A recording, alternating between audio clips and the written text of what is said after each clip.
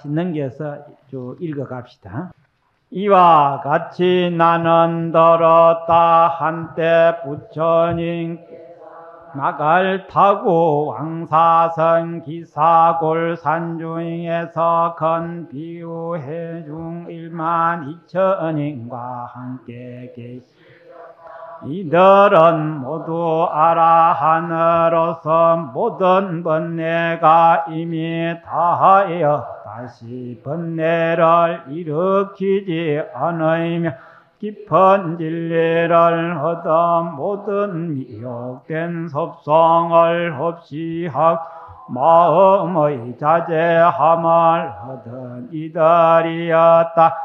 그 아라한들의 이름은 아야교진야 마하가섭 우루빈나가 가야가섭 나제가섭 사리불대 목걸엿 마하가전 아누르다 급빛나 교범바제 이바다 필랑가바차 바꾸라 마하구치라난타 손타라난타 우루나비나 다라니의 아들과 수고리 아란 나후라 등이다. 이들은 모두 대중에게 알려져 있는 큰 나한들이며 아직 배우고 있는 사람과 다르게 전쟁이 있었고 마하파사바제 비구니는 그의 근 6,000명과 함께 있었으며 나후라의 어머니 아수다라 비구니도 그의 근속과 함께 있었다. 또 보살 마하살 8만인이 있었으니 다 안욕따라 삼약 삼보리에 물러서지 아니하고 다라니와 설법 잘하는 변제를 모두 항상 법문을 설하며 한량없지만은 부처님께 공양하고 모든 부처님 처소에 가지가지의 덕의 근본이 되는 많은 성근 심어섬으로 항상 모든 부처님께 칭찬하셨으며 자비로서 몸을 잘 닦아 부처님 지혜에 들 큰 지혜에 통달해서 깨달음의 세계에 이르러 널리 한량없는 세계에 널리 퍼져 무수한 백천 중생을 제도하는 이들이여. 그 보살의 이름은 문수사리보살, 관세음보살, 득대세보살, 상전진보살, 불유식보살, 보장보살, 야강 용시보살, 보월보살, 월강보살, 만월보살, 대력보살, 무량역보살, 월성계보살, 발타바라보살, 미륵보살, 보적보살, 도사보살 등이니 이와 같은 보살 마하살 8만인이 함께 있었다. 그때 도리천 당인 석대환인은 그의 근소 2만 천자와 함께 있었고 천자, 보양 천자, 보광 천자, 사대 천왕은 그의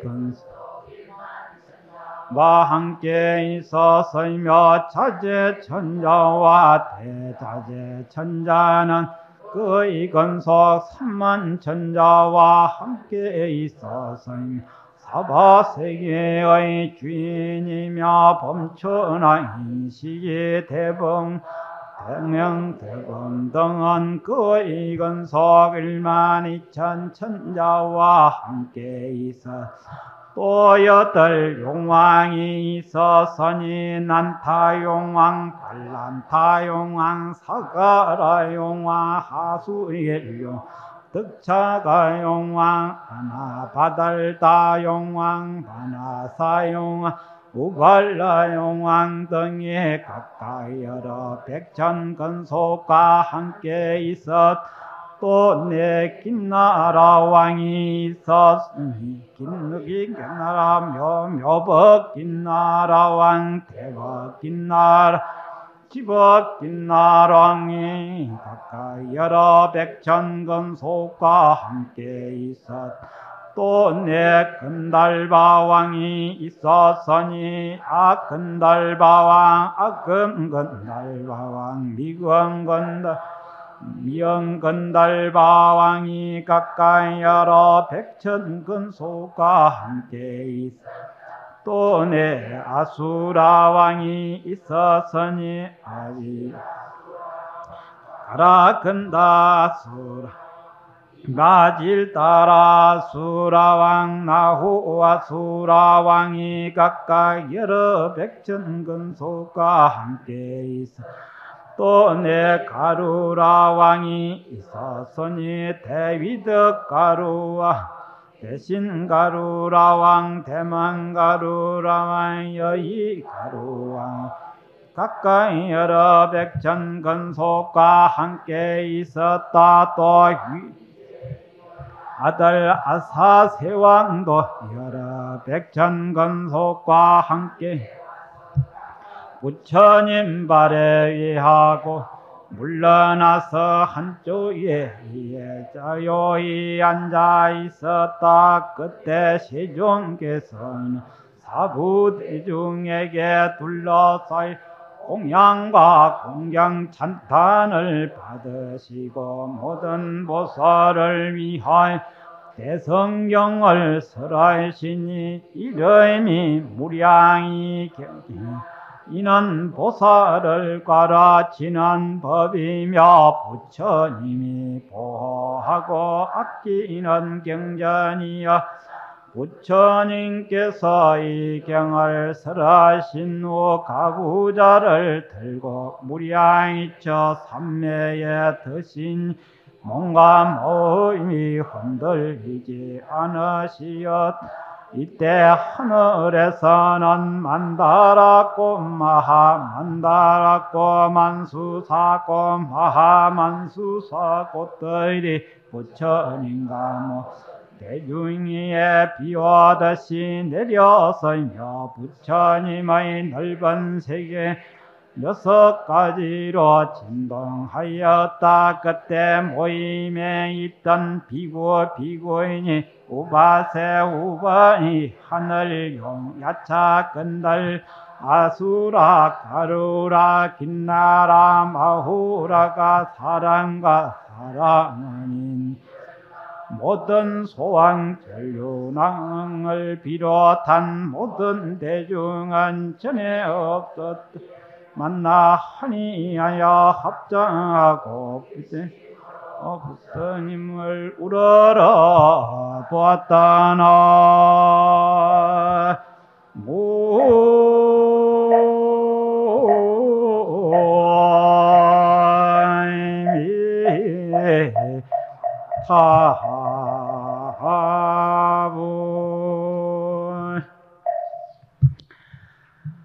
시작이 반이라고 우리가 이 보림 정사에서 이 법회를 시작한 지가 한 5년이 다 돼갑니다. 처음에는 법문을 이해하기도 좀 어렵고 다 힘들다고 했더니만은 그동안에 이제 지장경 마치고 금강경 마치고 이제 이 법화경을 보게 됐습니다. 그러니까 당장 이 법화경을 그렇게 본 것도 아니고 어느덧 한 5년 세월이 지나다 보니까 이 법화경을 우리가 손으로 수지하고 또 독송하게 됐다. 그냥 대수롭게 생각하실는지는 모르지만은 이 인연을 한번 우리가 돌이켜보면은 참으로 대단한 인연입니다. 나중에 지금도 혹시 잘 이해가 안 되실는지는 모르지만은 언젠가는 여러분들이 스스로가 참 환히 용약하는 마음이 솟구칠 때가 있습니다. 참 지난 날을 내가 그냥 어영부영 지나왔는지를 알았더니 참 오늘이 있기까지는 참 다양한 일이었다. 어찌 오늘이 있겠느냐 하는 이런 생각을 가질 수가 있습니다. 그건 무엇 때문에 그렇더냐? 이 바로 부처님의 이 인연 공덕으로 오늘 내가 이렇게 될 수가 있었다고 하는 것을 참으로 계속 깊이 감사하고 느낄 수가 있어요. 이것도 보면은 부처님이 그때 인도에 가면은 그 옛날 그 왕사성이 마갈타국이라는 큰 나라가 있었습니다. 지금 같으면은 뭐 미국이나 러시아 같이 큰 나라였지요. 인도에서 제일 큰 나라였는데 부처님이 성불을 어디에서 하셨느냐 하면은 이 마갈타국에서 성불을 하셨어요. 그때 마갈타국의 저 깊은 산중에서 부처님이 항상 공부를 하시다가 언제쯤 때가 되면 한 번씩 가끔 이 왕사성 쪽으로 이 탁발을 오셨어요. 탁발을 하러 오실 때 이 왕사성 밑을 이렇게 돌아서 그러니까 이 시장판으로 이제 들어가실 때 마침 그 나라의 왕인 빈비사라 왕이 그 높은 성무에 올라가지고 바깥을 내다보다가 그 부처님, 그때는 부처님이 아니시지요. 실달 태자가 이제 탁발하러 가시는 것을 보고서 한눈에 저 수행자가 누구냐고 물으니까 옆에 기바 대신이 있다가 저 수행자는 가비라국의 조그만 가비라국의 왕자 실달 태자입니다. 라거든. 저 실달 태자가 어째 출가를 했다는 말이 들리더니 바로 저분이냐고 했거든요. 근데 이 빈비사라 왕도 아주 제일 큰 대국의 왕이었지만은 그러나 그 당시에 이 우리 부처님의 실달 태자의 그 명성을 익히 알고 있었던 터입니다. 원체 그 걸출한 분이었으니까 왕자로 있을 때. 그래 참 대단한 왕자라고 하는 말을 들었기는 들었는데 오늘 그 왕자를 바로 눈 밑에 내다 보니까 당장 무슨 욕심이 나느냐 하면 저 사람을 한번 만나가지고 같이 한번 설득을 시켜서 그 말이야. 이게 참 세상 사람 욕심하고 참 틀려요. 근데 그때 빈비사라 왕이 참 욕심을 딱 생각을 얘기를 옳지 저 사람을 지금 속된 말로 말하면 꼬셔가지고 마음을 돌이켜서 어찌 좀 동업을 좀 해봤으면은 참 좋겠다 싶어가지고 그 기바 대신에게 저 사람을 좀 만나도록 해볼 수가 없느냐 하니까 그야 어렵겠습니까? 그래서 사람을 보내가 얘기했더니 부처님하고 그 빈비사라 왕이 처음으로 만나게 됐습니다. 그래가지고 참 서로가 주고받으니까 아주 참 대단한 장부끼리 만났으니 말이에요. 영혼끼리 만났으니 그 기계가 보통이겠습니까? 그 빈비사라 왕이 한눈에 그만 반해가지고 어쨌든지 우리 실달 태자를 부처님을 설득을 시켜가지고 산중에서 수행을 안 하고 세상에 다시 내려와서 살기를 자꾸 권유를 했어요. 그랬더니 실달 태자 마음이 철석 같은데 어림이나 있는 소린가. 그래도 포기를 할 수가 없어가지고 빈비사라 왕이 내 이 대국을 그 말이야 이 큰 나라를 내가 반을 딱 쪼개가지고 당신이 어느 것을 하든지 말이야 당신이 먼저 어느 것을 한다면은 요 반을 내가 딱 쪼개서 주겠다. 깜짝도 안 하거든. 나는 거기에 뜻이 없고 다만 어떻게 하더니 돌을 닦아서 성불해서 내가 나고 죽는 이 고통을 내가 벗어버리고 나한테 나와 같았던 지난날 일체 중생을 다 제도하는 데 뜻밖에 없습니다. 이렇게 하니까 빈비사라 왕이 가만 보니 도대체 자기로서는 뜻을 돌이킬 수가 없어. 그래서 안 되겠다 싶어서 생각을 돌이켜 옳다. 당신의 뜻이 옳다. 그러면은 오늘 우리가 이 만난 이 인연을 잊어버리지 마시고 당신이 성불을 꼭 하실 것 같으니까 성불을 하시면은 나를 꼭 잊어버리지 말고 제도해 주십시오 하니까 부처님도 절대로 내가 이제 이 인연을 잊지 아니하고 당신을 꼭 제도해 드리겠습니다 하고 두 분이 약속을 했어요. 그래 부처님이 성불 하시고 나니까 그때 그 왕사성에서 그리 멀지를 않습니다. 이 기사굴이라는 곳에. 그 부처님 또 성불하신 것도 그리 안 멀어요. 그게 임금에게 이제 이 빈비사라왕에게 알려드렸어요. 그랬더니 빈비사라왕이 제일 먼저 가가지고 부처님에게 고향도 올리고 참배도 하고, 좀 틈이 있으면은 부처님 처소에 가서 법문 듣고, 어떤 때는 가끔 빈비사라왕이 부처님을 초빙을 해서 궁중에서 모셔가서 고향도 대접하고 법문도 들었던 겁니다. 그래서 여기에 부처님이 마갈 타고 왕사성이라고 하는 곳이 여기에서 기인된 겁니다. 그리고 이 법화경을 설하신 곳이 왕사성 조금 떨어진 그 조그마한 굴이 하나 있었어요. 그 산에. 거기에서 부처님이 어떤 때는 조용히 정진도 하시고 했던 곳이라고 하는 지명을 그렇게 얘기하게 되는 겁니다. 참 그거 보면은 여러분들 이 세상에 무슨 인연이 가까우니 해도 우리 범부 인연은 서로가 묶어가지고 어찌게 하든지 도망 못 가도록 하고 어찌든지 자유 없도록 매는 인연이 그게 인연입니다. 그게 마치 무슨 인연이냐 하면은 누에가 꼬치를 짓는 것하고 똑같다고 했어요. 일생 주워 먹은 것이 뽕을 먹어가지고 거기에 뽕 먹은 인연으로 뭐가 나옵니까? 실이 나오지요.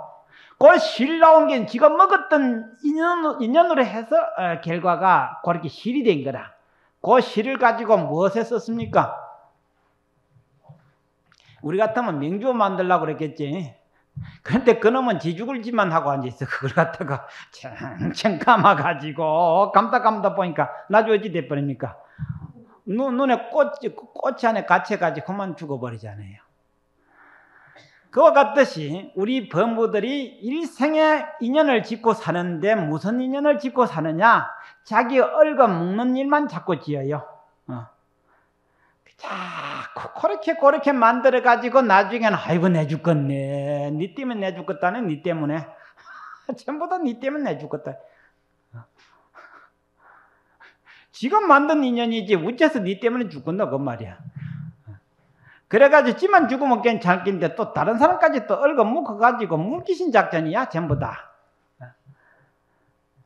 그래서 이 사바세계에 한번 얽혀 놓으면은 어떤 항우 장사도 이 인연의 고리를 끊기는 어렵답니다. 오직 이 불법을 배워야만이 이 인연을 풀어나갈 수가 있다는 겁니다. 그때 이제 부처님이 얘기했던 그 계실 때에 그때 500나한 또한 1200 대중, 도살 대중, 그 바깥에 이제 저 천룡 팔부, 그 다음에 세상의 사람들, 임금, 이런 분들이 무수히 모여들다 보니까 이 대중이 억만 대중이 넘었다라고 그렇게 되어 있습니다. 그 자칫 잘 모르면은 무슨 왕사성 기사굴 조그만한데 그 무슨 여러 수십억만 대중이 몰려들었겠느냐라고 이렇게 생각을 절대로 하시지 말고, 우리 업으로는 우리들끼리만 보이고 저 영계의 세상에는 볼 수가 없고, 저 천당이나 저 지옥이나 팔부대중 이런 걸 볼 수가 없고, 저 타방세계도 볼 수가 없다는 것. 그러니까 우리의 시야와 생각이 얼마나 협소하고 옹졸한가도 이 법화경을 통해서 아셔야 됩니다. 그러니까 우리가 알고 있는 생각, 우리가 볼 수 있는 능력은 참으로 이 우주 공간에 조그마한 요것 하나밖에 볼 수가 없다는 것도 아셔야 되지요.